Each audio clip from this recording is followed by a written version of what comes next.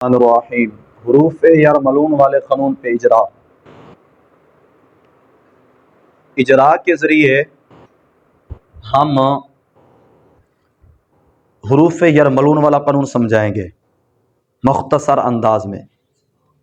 جیسے لن یجلسا اصل میں ہے لن یجلسا، جالسا یجلسو سے واحد مذکر غائب فعل نفی مضارع معلوم مؤکد بالا ناصبہ صیغہ بنے گا.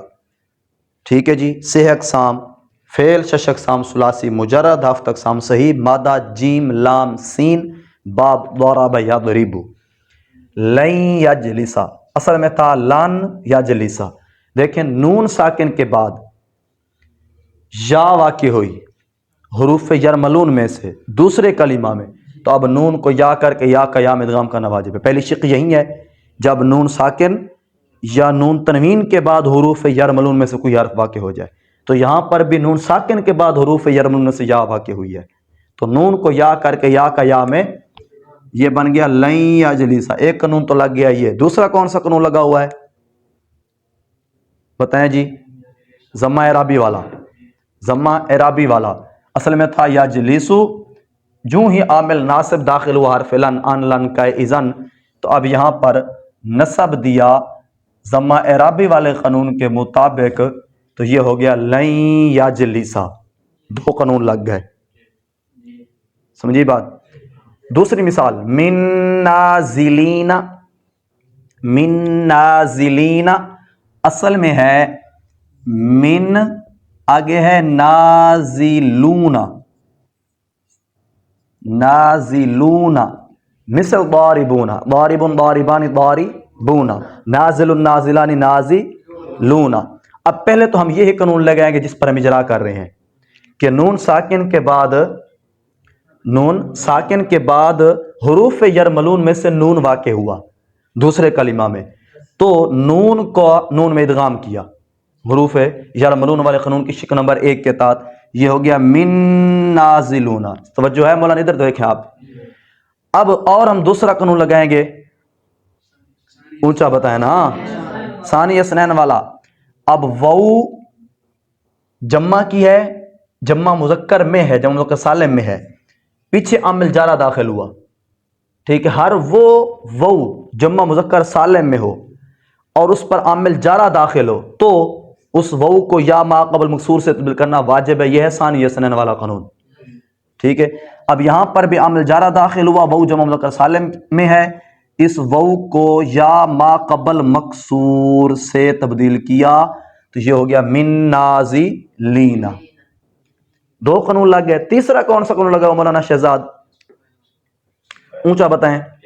اس میں فاعل والا. ٹھیک ہے جی. نازل بردن فاعل، آگے نازلین ہے. شروع میں ہم پہلے جو حروف ہیں ان کا اعتبار کریں گے. نازل فاعل، تو اس میں فاعل ثلاثی مجرد کا فاعلن کے وزن پر آتا ہے، یہ فاعلن کے وزن پر آیا ہوا ہے من نازلین. ٹھیک ہے جی. اسی طرح مم ملبوسین. مم ملبو اصل میں ہے من ملبوس ثانی. من ملبوسانی ہے اصل میں مولانا. اب یہاں پر ہم پہلے تو یہی قانون لگا دیتے ہیں جو ہم جس پہ اجرا کر رہے ہیں کہ نون ساکن کے بعد حروف یرملون میں سے میم دوسرے کلمہ میں واقع ہوئی، تو نون کو میم کر کے میم کا میم میں ادغام کیا، یہ ہو گیا میم ملبوسان. اب دیکھیں جب الف تثنیہ کا اسم میں ہو، اس پر عامل جارہ داخل ہو، تو الف تثنیہ کو یا سے تبدیل کرنا واجب ہے. یہ ہے ثانی اثنین والا قانون مولانا. او کہ ثانی اثنین والا قانون. ٹھیک ہے جی. تو اب عامل جارہ داخل ہوا، الف کو یا سے تبدیل کیا. ٹھیک ہے جی. تو یہ بن گیا مم ملبوسین. اصل میں تھا ملبوسانی. لابس یلبس باب عالم یعلم سے اسم مفعول آتا ہے ملبوس ملبوسانی.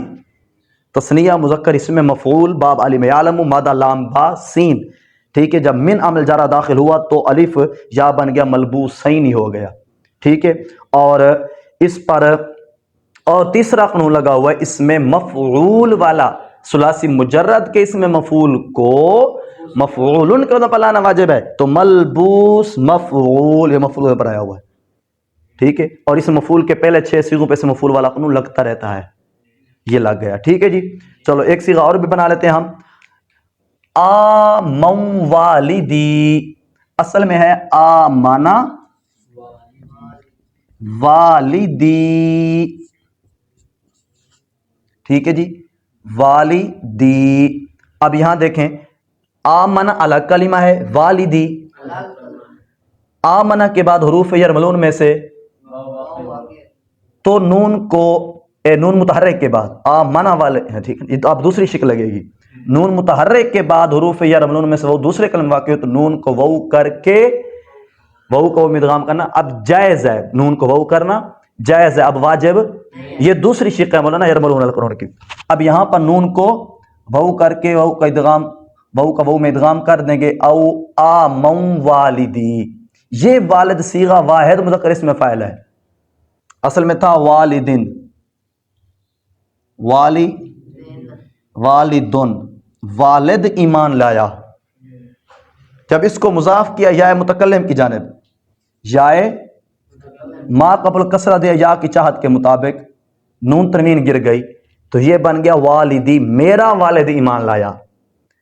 اب یہاں پر والدن اضافت نون تنوین گر گئی تو نون تنوین والا قانون لگا اور والی دی ہو گیا. والی اس سے پہلے قانون لگا اس میں فاعل والا والد پر. ٹھیک ہے، اب ہم لگایا حروف یار ملون والا قانون. ٹھیک، الحمدللہ رب العالمین.